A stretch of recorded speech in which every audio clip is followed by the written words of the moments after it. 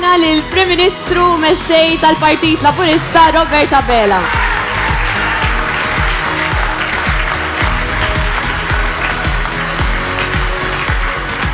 Il-lejla tajba mill-mellieħa u grazzi tal-merħba sabiħa li tajtu lill-Prim Ministru l-mexxej tagħna Robert Abela. Jiena nsellmilkom u nilqakom għal din l-attività politika brabta mal-kampanja elettorali bit-tema Is-saħħa lil Maltin li ħadd wassalna għall-elezzjonijiet ta' 8 ta' Ġunju. Insellem il-dawk li qegħdin magħna hawnhekk illum u wkoll dawk li qed isegwuna fuq il-mezzi soċjali tal-Partit Laburista. Qabel nagħtu bidu għal din l-attività biex xieraq insellmu lil kandidati li ħajkontestaw fil-lokal tal-mellieħa. Yolanda Grace Attart. Joseph Azzopardi. Rebecca Bartolo Kutajer. John Buttigieg. Kurt Buttigieg. Jude Kauki. U Dario Vella. Issa se nħalli fidejn il-kollega Janice Bartolo biex tintervista lill-Prim Ministru u mexxej tal-Partit Laburista Robert Abela.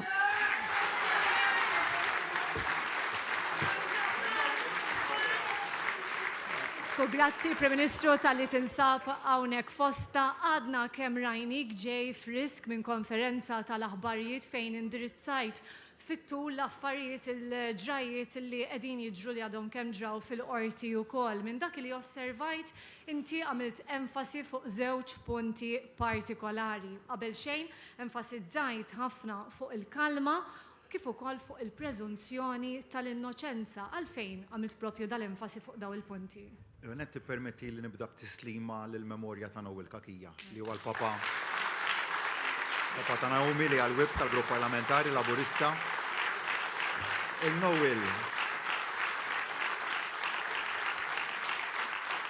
Il-Nowel ma nafux il-bieraħ, nafu kontadni student nipprattika fil-qrati, kien jaħdem dak iż-żmien l-OHSA u kien bniedem illi dejjem tallimt minn għandu, kien bniedem li dejjem lest illi jgħinek u naturalment insellem ukoll il-familja tiegħu f'dan iż-żmien diffiċli ħafna l-għaddejja minnu.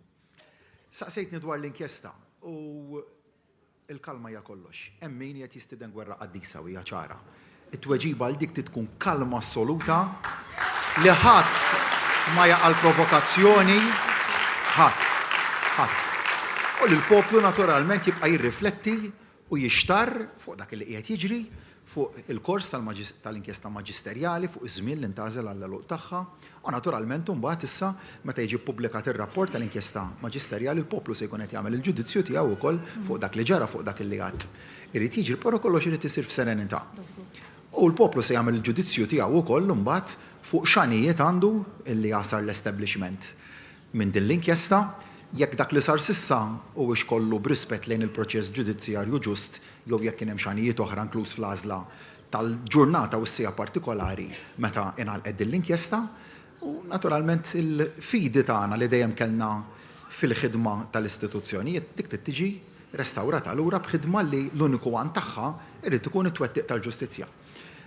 Ġifieri jekk kien hemm issa ħanejd dubji s'issa, il-qrati li ħajkunu qegħdin jisimgħu se jkun qed jiddeterminaw dak il-punt ukoll. Però naħseb ħafna domandi leġittimi li l-poplu qiegħed jagħmel, li kulħadd qiegħed jagħmel li jridu jiġu mwieġba wkoll, partikolarment fuq numru ta' persuni li qegħdin nisimgħu li tresqu quddiem il-qrati tagħna, issa li l-proċeduri għall-ewwel darba mhux se jkun qed jinstemaw fis-sigriet iktar ma se jkunu qegħdin fil-pubbliku, kulħadd se jkollu aċċess għal dak il-proċess, però kollox isir mill-kwitt tad-dar, kulħadd jagħmel l-evalwazzjonijiet tiegħu minn fuq il-postijiet tax-xogħol fid-diskussjonijiet liberi li aħna lkoll għalhekk pajjiż demokratiku, stat li fih tipprevali l-istabbilità ekonomika u politika u dik hija xi ħaġa li rridu nibqgħu mixjin biha l qudiem.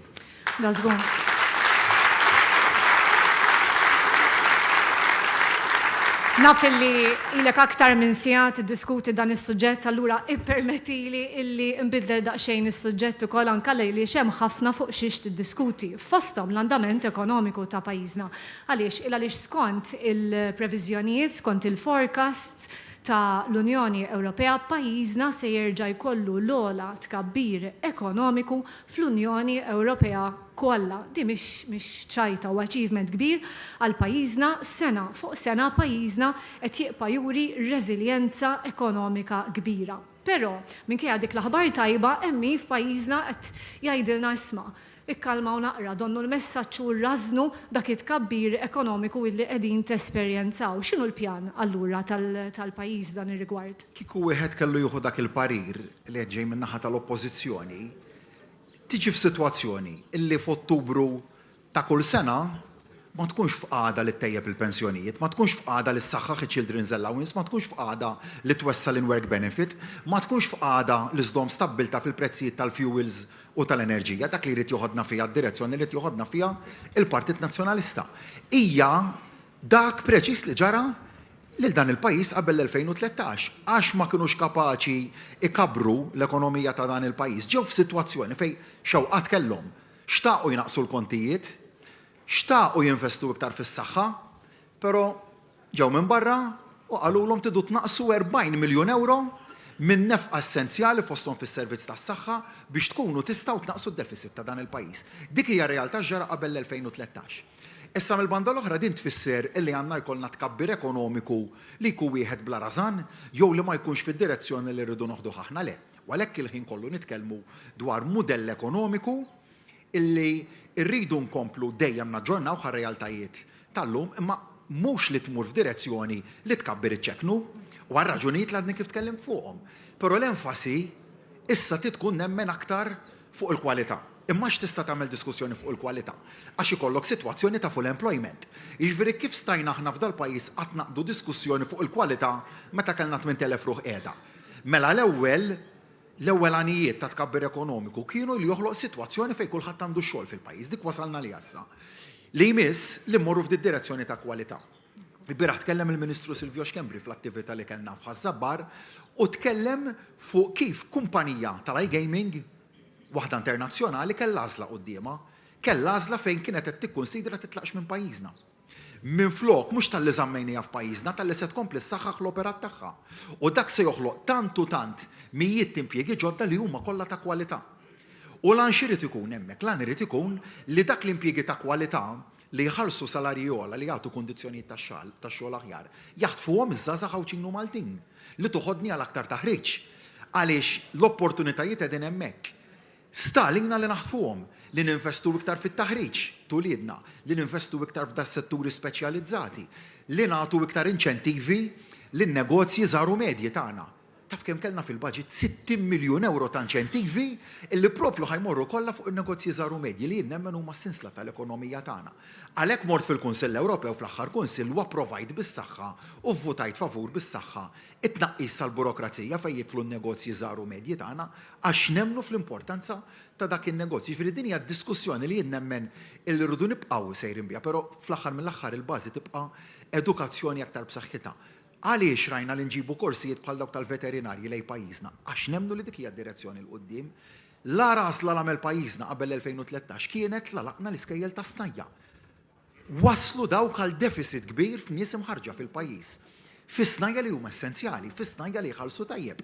Fejn spiċċajna f'sitwazzjoni li għandek tant opportunitajiet fil-pajjiż, però għandek x'ħaddim Ħawċin Maltin li jistgħu jaħdmu fihom dawk. Għalhekk il-ftuħ mill-ġdid tal-iskejjel tal-isnajja tagħna kienet fil-fema tiegħi deċiżjoni importanti dak il-proġett li se tkun qed tagħmel l-MKAS, jiġifieri dawn huma id-direzzjonijiet, jiġifieri parti oħra mid-diskussjoni dwar l-ekonomija tidħol fis-settur tal-iżvilupp, tgħid l-ekonomija u żvilupp il-bini x'għandhom x'jażmu flimkien. Iva fil-waqt li l-bini f'pajjiżna mhuwiex illum dak li jikkostitwixxi l-ikbar parti mill-kejk ekonomiku tagħna. Għadu, però jikkostitwixxi biċċa importanti u jrid jibqa' ma mhux li titkellem dwar żvilupp bla rażan, imma żvilupp li jkun wieħed sostenibbli, li jkun wieħed bilanċjat, li jħares lejn l-estetika, li jħares lejn drittijiet rispettivi tar-residenti f'lokalità ta' min għandu l-proprjetà. Ġifieri dik hija d-diskussjoni u nistgħu nagħmluha għax għandna pajjiż li l-basics huma b'saħħithom. F'sitwazzjoni ta' full employment, negozji li qegħdin jibqgħu jinvestu f'pajjiżna, FDI li qed jibqa' ġej, ġifieri l-investiment dirett barran li qed jibqa' ġej f'pajjiżna, ma dak toħodhom ukoll twassal għal dak ir-riżultat għax tagħti l-istabbiltà. Ġifieri deċiżjoni ewlenija x'kienet. Li tajna stabbiltà fil-prezzijiet tal-enerġija. Kemm qed jibqgħu jiġu għandna kumpaniji u jgħidulek aħna id-deċiżjonijiet ewlenin dwar nespandux, inkabrux, jew nibqgħux kif aħna jew nikkontrattawx in-negozju ġifieri nċekknuh, huma fuq id-deċiżjoni li ttuna stabbilta fid-dawl. Dik hija deċiżjoni primarja. U għalhekk illi issa li resqin ftit lejn budget ukoll għax Ottubru mhux qed wisq il-bot minnha, id-diskussjoni tagħna tibqa' waħda ta' kif se nkomplu insaħħu l-pensjonijiet, insaħħu l-servizzi soċjali, insaħħu l-benefiċċji li tagħti x-xibka soċjali tagħna dik id-diskussjoni li rridu nibqgħu nagħmlu ma' kollox huwa dipendenti fuq li jkollna tkabbir ekonomiku, tkabbir li jikber b'mod sostenibbli, tkabbir li jkun ukoll jimmira lejn il-kwalità. Nistieden issa sabiex jagħmel l-intervent tiegħu lis-Segretarju Parlamentari Omar Farrugia. Grazzi mellieħa ta' din il-merħba sabiħa ta' appoġġ lill-Prim Ministru tagħna Robert Abela. Ħbib tiegħi, qegħdin f'mument importanti, qegħdin f'mument aktar relevanti minn qatt qabel. Il-mument illi ser iwassalna għad-data ta' 8 ta' Ġunju. It-8 ta' Ġunju illi kif qed jagħmel aċċent tagħha l-Prim Ministru tant tajjeb, ir-relevanza tagħha qiegħda aktar minn qatt qabel. Għalfejn? Għaliex il-koll nafu minn xi għaddejna bħala pajjiż, is-suċċess illi ksibna flimkien bħala pajjiż u x'dak li naspiraw illi noħolmu sabiex inkomplu nwettqu flimkien bris il-familji Maltin u Għawċin. Għan-nażla bejn triq illi tkompli tmexxina l-qudiem taħt gvern immexxi minn kaptan sod, kaptan illi jaf fejn sejjer, kaptan illi għandu il-polz tal-poplu fideh. Għal-kontrarju li għandna fuq in-naħa l-oħra f'dan il-pajjiż, l-oppożizzjoni illi anke jistess hija mifnija minn establishment illi mhux qed jattakka biss il-partit tiegħu iżda jrid jattakka lilkom kollha. Lilna, lit-tfal tagħna, lil-loliedna, lill-familji tagħna. Dan l-establishment illi reġa' jolli rasu ma' kull elezzjoni, drajnieh issa, però ser isib qudiemu partit lest, partit b'saħħtu, partit maqut wara mexxej wieħed illi huwa Robert Abela. Dan l-establishment illi jrid jipparalizza l-pajjiż, jipparalizza il-partit, jipparalizza lilna l-laburisti. U għalhekk ir-relevanza ta' 8 ta' Ġunju hija aktar minn qatt qabel. U konvint minn dan kollu. Hija għażla jekk irdux gvern laburista u Prim Ministru illi jkompli jmexxina l-qudiem jew inkella establishment illi jaħtaf għalih il-poter.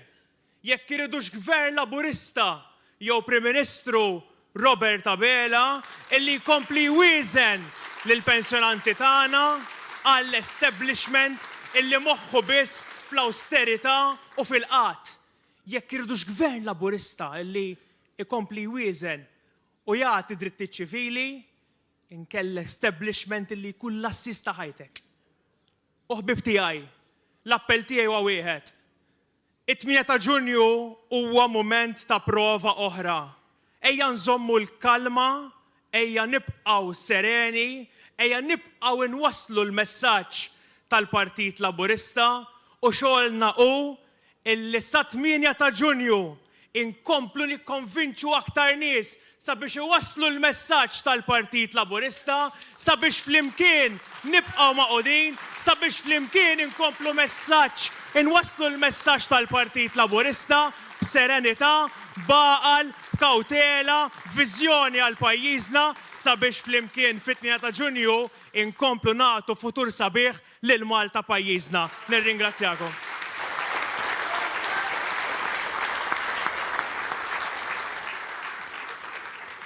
Prim Ministru, jiena melleħija dar-raħal nħobbu ħafna wis għalija dan huwa wieħed għandi bajs, ovvjament, wieħed mill-isbaħ irħula illi hawn ġewwa Malta Għawdex. U xi kultant meta xi ħaġa tkun ħobba ħafna, tibża daqsxejn mill-bidla. Sal-bidla hija minn ewl id-dinja, ma allura d-domanda tiegħi hija din, kif ħankunu ċerti illi f'raħal bħal dan il-mellieħa nippreservaw il-karatteristiċi li jagħmluh tant uniku?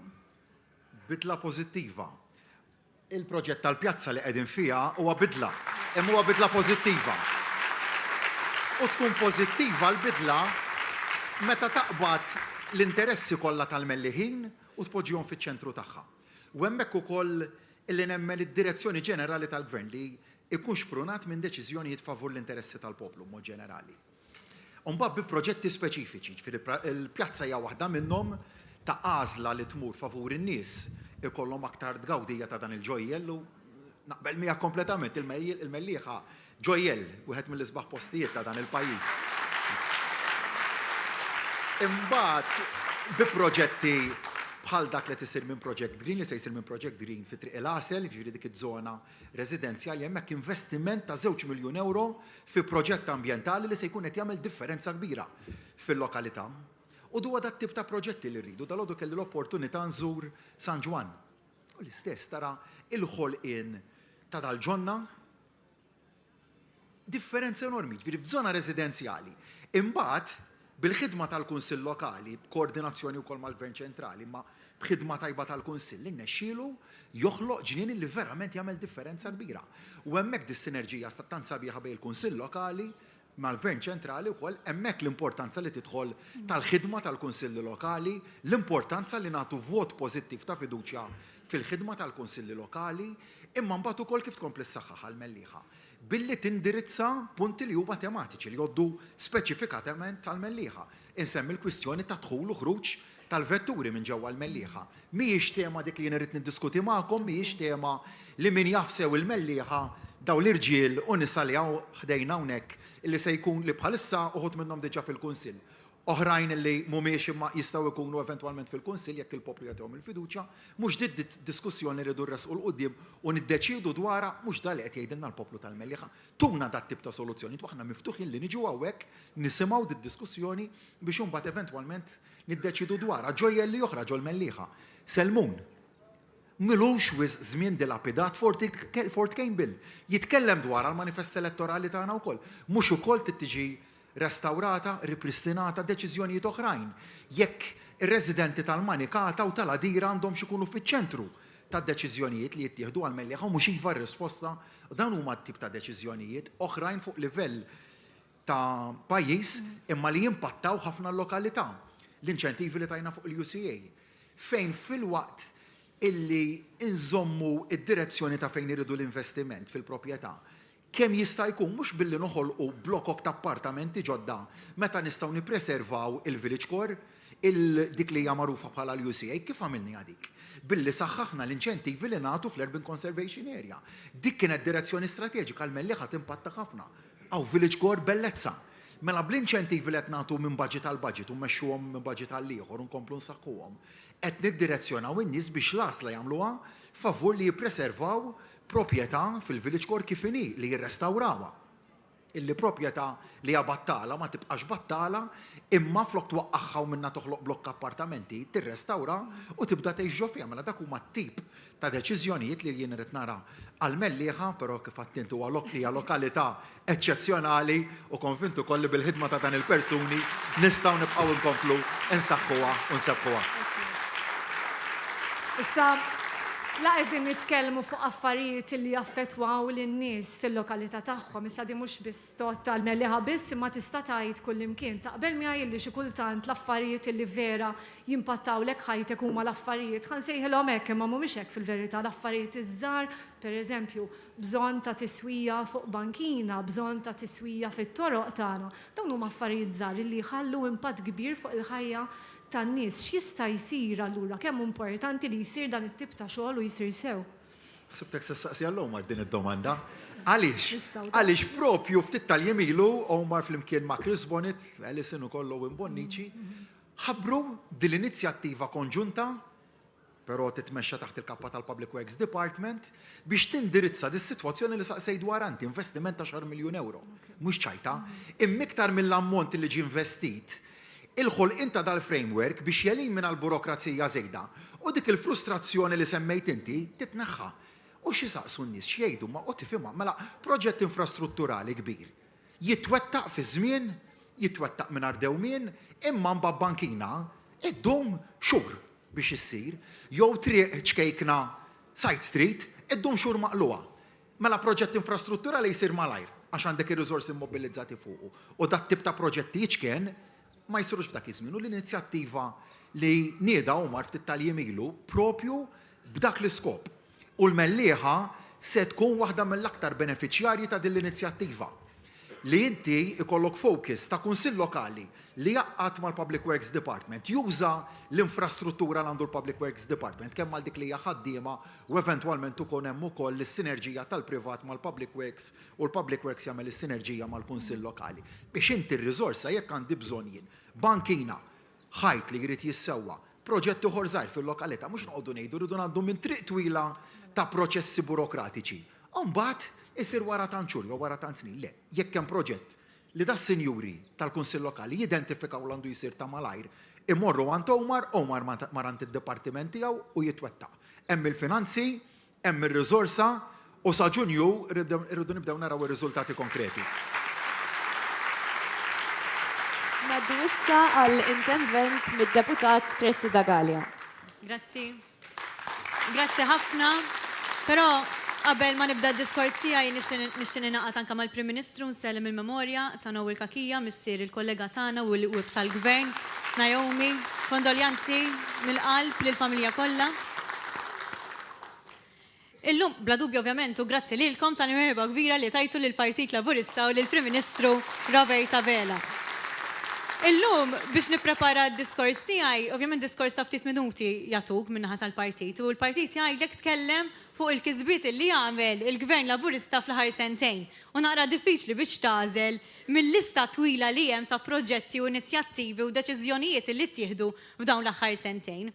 U allura kelli nażel ftit ovvjament mill-affarijiet li nemmen illi hemm ħidma sħiħa fuq dawn iż-żewġ pilastri li huma l-ekonomija u l-ambjent. Bla dubju l-ekonomija tkellem anke l-Prim Ministru fil-bidu ta' din l-attività, kemm għamilna, kemm ovvjament kien hemm kisbiet fejn jitlu indikaturi ekonomiċi, imma importanti li ngħidu illi qegħdin l-aħjar fl-Ewropa minħabba d-deċiżjonijiet għaqlin illi ħadan il-Gvern sabiex Malta tilħaq l-aspettattivi kollha f'termini ta' rati ta' tkabbir ekonomiku, sabiex Malta jkollha l-ogħla rata ta' impjiegi, sabiex Malta jkollha l-inqas rata ta' qatt, sabiex Malta jkollha wkoll dejn pubbliku sostenibbli minkejja sfida wara sfida illi affaċċjajna. U kif ukoll sabiex Malta tkompli tara illi minn dak it-tkabbir ekonomiku wara kollox ikompli jiġi investit f'kull wieħed u waħda minnkom. U minn dak it-tkabbir ekonomiku mbagħad neqleb għal pilastru ieħor il għaliex mingħajr tkabbir ekonomiku ma nistgħux inkomplu ninvestu fl-ambjent tagħna, fl-ambjent ta' madwarna. Ovvjament, meta ninvestu fl-ambjent irridu nsemmu anka l-ispazji miftuħa. Jiena dan il-weekend qed nara lil Omar ukoll u bla dubju anke nsellem lill-Ministru Chris Bonnet, dan il-weekend qattajt ftit ħin mal-familja tiegħi ġewwa ż-żona tal-kunċerti tal-Park Nazzjonali ta' Taqali. Bla dubju kien hemm ħafna familji biex kejknin tagħhom illi gawdew dawn il-post ukoll. U dan huwa tista' tgħid evidenza oħra tal-commitment li għandu dan il-Gvern sabiex inkompli jinvesti f'dan l-ispazji miftuħa. Nixtieq nagħmel ftit kliem ukoll ngħid ftit kelmiet ukoll dwar il-Partit Riformista li jiena nemmen fih. Qed nara ħafna żgħażagħ hawnhekk u meta nagħmel interventi bħal dawn nieħu gost ukoll nagħmel appell tiegħi sabiex intom iż-żgħażagħ li qegħdin hawnhekk tersqu l-qudiem flimkien ma' dan il-partit sabiex wara kollox nibqgħu nfasslu u nkomplu naħdmu sabiex il-proposti li intom tiġu bihom intom stess inkomplu nagħmluhom realtà. U allura importanti ħafna li tersqu l-qudiem. Partit riformista illi ma jibżax mill-bidla, illi ma jiddejjaqx mill-kontroversji u li jaffaċċja x-xettikiżmu li ġib magħha il-bidla. Dan huwa l-Partit Riformista li fil-verità il-kelma riformista hija l-bażi tal-identità tagħna. Din inħu gost ħafna ngħidha illa li verament nemmen fiha. Partit riformista illi mhuwiex ingaġġat mal-passat iżda jindirizza r-realtajiet tal-preżent u jipprepara il-poplu għal futur aħjar. U dak huwa li jiddefinixxi il-Partit Laburista. Għandna triq sa 8 ta' Ġunju fejn bla dubju l-poplu reġa' għandu għażla qudiemu, għażla bejn kontinwità jew inkella bejn partit li huwa mifxli fil-mibeda, fin-negattività u li jara illi kull laburist illi jaqaflu jara kif jattakkah u jippruva jara kif ser jagħmillu ħajtu miżerja. Dak huwa l-Partit Nazzjonalista illi għal numru ta' snin dejjem mexa b'dik it-tip ta' politika. U allura importanti ħafna illi kull wieħed u waħda minnkom, il-poplu kollu, jażel il-Partit Laburista illi dejjem kien jagħtem, dejjem ra kif ser jinvesti fin-nies, dejjem ra kif se jinvesti fil-pensjonanti, fil-studenti u fuq kull wieħed u waħda minna li qegħdin hawn illum u l-poplu kollu. U allura jekk kelli naqbad il-pensjonanti għandhom għażla bejn partit illi jinvesti fihom, jinvesti fil-bżulija u l-kontributu li tawu wkoll huma meta anke huma kienu fis-suq tax-xogħol u ra kif għamel kif sena wara l-oħra kompla jinvesti anke fil-pensjonijiet, jew kellha partit illi għal 25 sena żamm il-pensjonijiet friżati. Dik hija l-għażla li l-pensjonanti jridu jagħmlu. Jew inkella l-istudenti għandhom għażla bejn partit illi jinvesti fihom, jinvesti fit-trasport, fil-eżamijiet b'xejn, ra kif għamel korsijiet ukoll sabiex ikollhom aktar għażla. Stipendi fejn sena wara sena komplew jiżdiedu, jew inkella bejn partit illi l-istipendji kien jollihom biċ-ċiċri. Nafu l-kol kemm aħna min kien student f'waqt gvern nazzjonalista kif kienu anke jiżdiedu l-istipendji. L-familji u anke n-negozji għandhom għażla. L-familji għandhom għażla bejn partit illi jara kif jagħmel kif prezzijiet tal-enerġija jżommhom stabbli. Taxxa sena wara sena ma jollijiex jew inkella taxxa ġdida ma jdaħħalx. Jew inkella partit illi kien jivvota bil-qalb biex il-piżijiet tal-ispejjeż iżidhom u jitfaħħom fuq il-poplu kollu. Kif ukoll id-deċiżjonijiet li kien jieħu waqt sfidi kienu kemm kien ser iqassam botot lill-familji Maltin u Awċin. Dik hija differenza bejn Partit Laburista u Partit Nazzjonalista waqt sfidi illi jaffaċċja. U allura l-appell tiegħi huwa wieħed ejja ħalli fit-8 ta' Ġunju nażlu Partit Laburista, nażlu lil dan il-gvern illi dejjem kien qed hemm għall-poplu kollu bit-tmexxija bla dubju tal-Prim Ministru Robert Abela u biex naraw illi u nagħtu risposta tista' tgħid illi l-politika ta' dan il-gvern qiegħda tħalli l-frott u qiegħda taħdem. Grazzi. Nistieden issa sabiex tagħmel l-intervent tagħha il-kandidata għall-elezzjonijiet tal-Parlament Ewropew Marija Sara Vella Gaffa. L-ewwel nett, grazzi mellieħa ta' dan il-merbħa sabiħa li qed tagħtu l-Prim Ministru lil kull wieħed u waħda minna.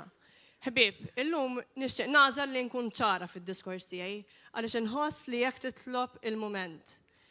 Aktar kemm jattakkawna, aktar kemm jeħdaru, iktar kemm jippruvaw jiżiraw mibeda, iktar kemm jgħidulna li ħajamlu protesta qaddisa, aħna iktar ninaqdu. Aħna iktar għandna l-kol flimkien wara l-Prim Ministru tagħna u naraw li l-kol flimkien nimxu din il-mixja 8 ta' Ġunju. Dawn qed juruna biċ-ċar li jridu ħaġa waħda biss, li jridu l-poter u mhux vera li jħobbu lil Malta tagħna. Allura ħbieb ejja flimkien ma npaxxuhomx. It-8 ta' Ġunju hija data importanti ħafna. Dawn huma lesti li jippruvaw ikissru lil wieħed minna. Lesti li jippruvaw ikissru lil Joseph Muscat. Dik hija t-tattika li qegħdin jippruvaw jużaw dan il-jiem. U allura x'kien l-iskop ta' din l-inkjesta? L-iskop ta' din l-inkjesta kien ċar. Riedu li jippruvaw jitfaw il-ħabs il Joseph Muscat. Dak li rridu jagħmlu. U aħna huwa propju li ħan nkunu l-kol flimkien wara Joseph Muscat bħala partit wieħed. Aħna rridu ġustizzja, iżda ma rridux bl-ebda mod vendetta politika. Irridu li jkun hemm ġustizzja għaliex iwa, aħna ma rridux li Jason Azzopardi u Robert Aquilina jibdew joħorġu illi ġis kif kien hemm fl-aħħar xhur, kif rajnihom jiġru, le ma rriduhomx u aħna rridu nifqulhom u jien ħankun minn ta' quddiem li nieqaf lil dan l-abbuż. Irridu li aħna issir ġustizzja għaliex nemmnu li l-ġustizzja għandha ssir bis-saltna ta' dritt. Irridu li jkun hemm proċess li jimxi skont ma titlob il-ġudikatura. U allura irridu nfakru naqra kif saret din l-inkjesta. Din l-inkjesta ingħalqet fi żmien meta nafu fil-ġurnata propju li kellhom jinfetħu n-nominazzjonijiet. Umberikalla swietna 10 miljuni li kollha kienu b'direct orders, kif ukoll rajna kif saru li minflok ingħalqet f'60 jum ħadet 4 snin u nofs. Dawn huma l-partit li jgħidu l-kombinazzjonijiet ma jeżistux, imma Umberikalla jridu jgħidu li dan kollu kien kombinazzjoni. U allura ħbieb, ejja nirrealizzaw li din mhux kienet kombinazzjoni, iżda kienet vendetta personali, vendetta politika. U allura il-messaġġ tiegħi huwa wieħed ċar. Fil-jiem li ġejjin huwa l-obbligu tagħna li naqdu spalla ma' spalla mal-Prim Ministru Roberta Bela. Irridu nkunu l-koll flimkien pon wieħed li flimkien naslu għall-elezzjoni tal-8 ta' Ġunju nikkonvinċu iktar nies joħorġu jivvutaw u nfehmu l-importanza tal-elezzjonijiet tal-Parlament Ewropew u tal-Kunsill Lokali. Flimkien irridu narfu li aħna rridu ssir ġustizzja għaliex nemmnu b'dak kollu li aħna nagħmlu. U rridu li ssir ġustizzja għaliex aħna rridu s-saħħa lil Maltin u lil Lawċin. U allura nistidinkom sabiex tkomplu mixjin din il-mixja politika miegħi u mal-kandidati kollha tal-Partit Laburista u fit-8 ta' Ġunju toħorġu tivvotaw lil kandidati kollha. Huwa importanti li nagħmlu l-preżenza tagħna u leħinna jinstema'. Jiena flimkien ma' sħabi ħankomplu ninżlu fil-lokalitajiet tagħkom u ngħidilkom biex tiġu lejna u tersqu lejna sabiex nifhmu aħjar x'inhuma l-prijoritajiet tagħna. Fit-8 ta' Ġunju mhux biss hija rebħa, iżda hija turija ta' fiduċja wkoll fil-Prim Ministru Roberta Bela. Grazzi.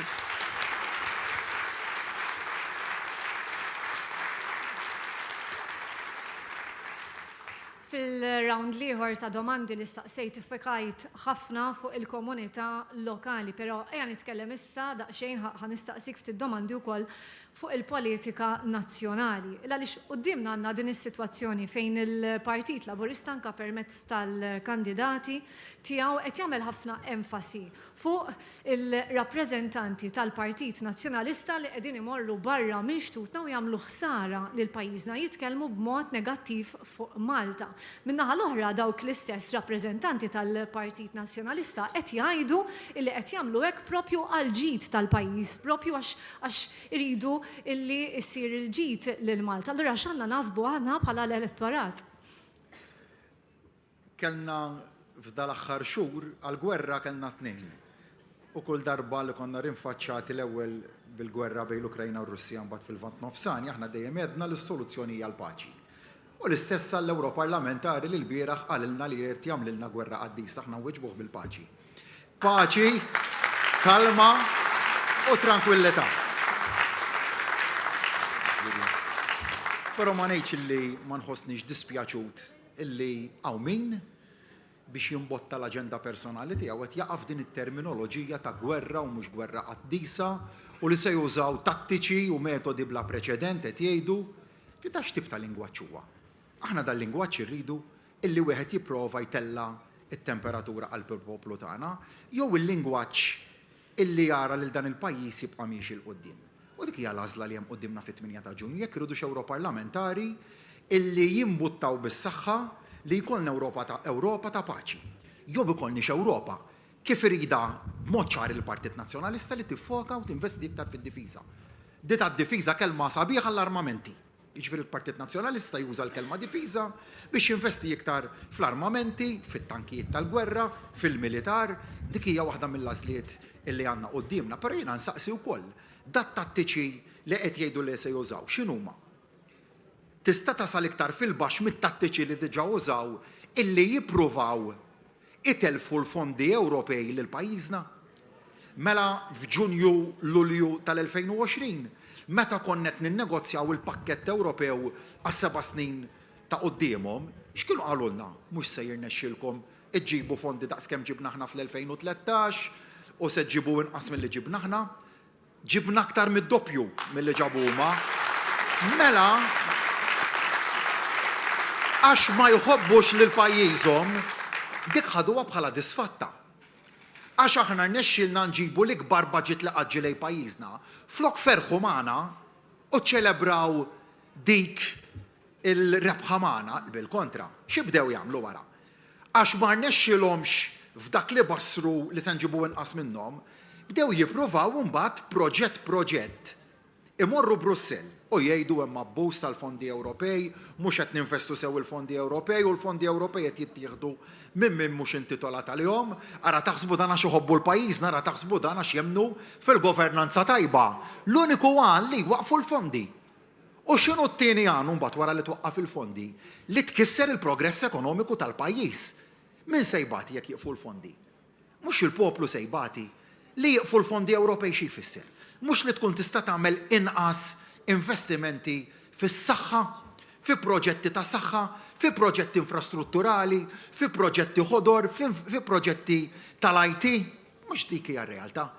Imma għax jafu li jekk jirnexxilhom jagħmlu dik il-ħsara jweġġaw il-poplu bl-ekonomija tal-pajjiż, imorru f'dik id-direzzjoni. Jien ma nemmix kif dal-Partit Nazzjonalista fl-2024 għadu jħaddan dil-politika ta' ħsara. Li minn għalih li iktar ma jtella d-doża tal-ħsara, il-poplu mhux se jibqa' jirreġettaħ u se jerġa' jaċċettaħ biex imexxil dan il-pajjiż. Bħalli kieku għadhom jemmnu li l-poplu l-ġudizzju pożittiv tiegħu jagħmlu fuq min jagħmel l-iktar ħsara l-pajjiż. Dik hija xi ħaġa li jien ma nemminix. Però meta nisma' mbagħad xi ħadd bħal James Cauchi jitkellem, James Cauchi huwa minn ma jafx kunsillier tal-Partit Nazzjonalista fuq Bormla. Jitkellem u juri kif irriġettawh, ramewh għallu ma tistax tikkontesta magħna li int m'għandekx aktar kontribut xtati taf għaliex? Għax ma ċettax li jkun estrem bħalhom u għax poġġa l-lokalità tiegħu ta' Bormla l-ewwel qabel l-interess partiġan tal-ħsara li rriduh jimbotta. Mela man-nies tiegħu stess, mal-kandidati u kunsilliera tiegħu stess, il-Partit Nazzjonalista qed jadotta din tattika. U għalhekk kif kien hawn interventi qabli, id-data ta' 8 ta' Ġunju assumiet issa dimensjoni iktar importanti. Fejn qabel forsi kienet għażla biss ta' x'kunsilli lokali se jkollna jew x'Ewropa jrid ikollna.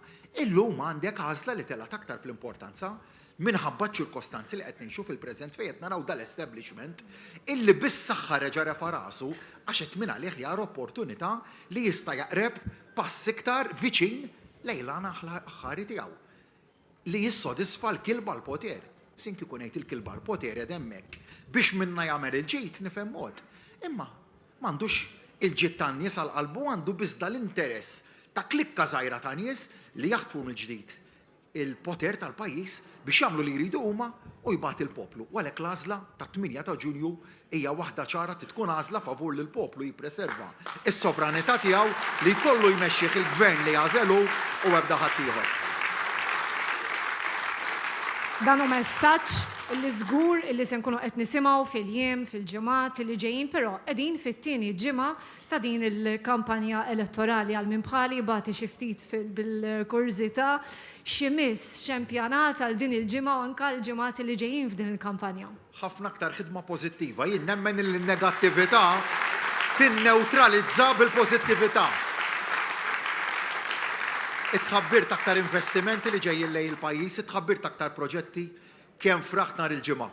Ma' Chris Bonnet, Mowmar, Mijin Borġ, ma' tant persuni ma' Jason Mikallef li tant ħadmu biex proġett li sa ftit snin ilu kien ħolma li stajna biss noħolmu u ma ngħidux laqgħat se tirnexxiet.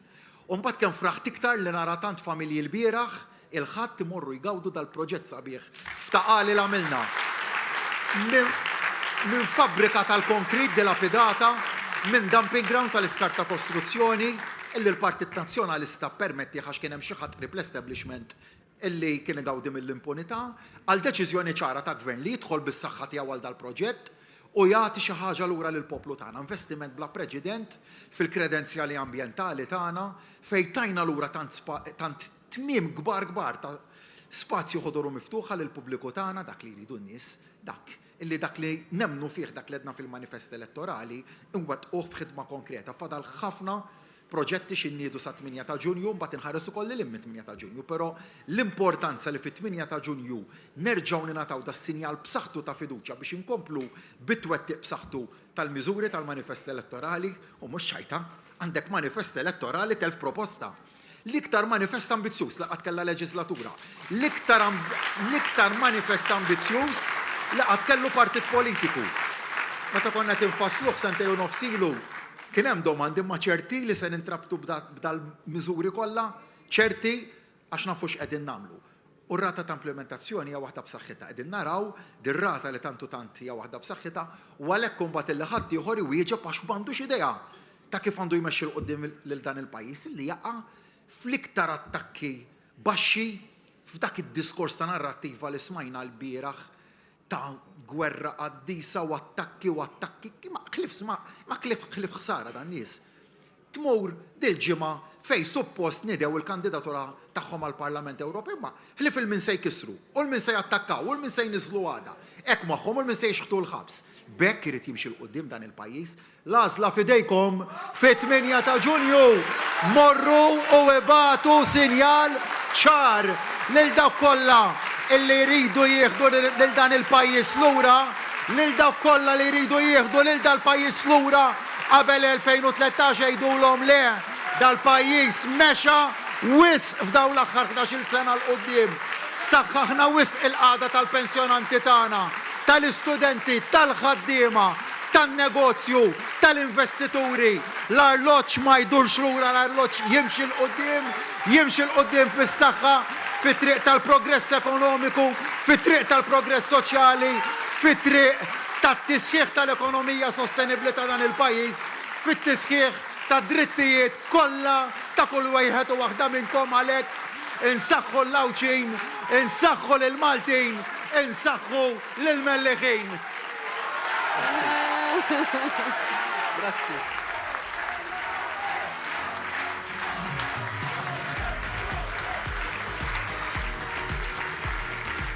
U hekk wasalna fit-tmiem ta' din l-attività politika qabel li titilqu nfakkarkom fl-attivitajiet li jmiss. Għada fis-6:30 fi Pjazza 5 ta' Ottubru fl-Imsida u l-erba fis-6:30 ukoll fit-Triq Sant'Andrija Ħalluqa. Il-ħadd li ġej Masreli fil-Pjazza tal-Mosta diskors tal-Prim Ministru u mexxej tal-Partit Laburista Robert Abela. Il-lejla tajba.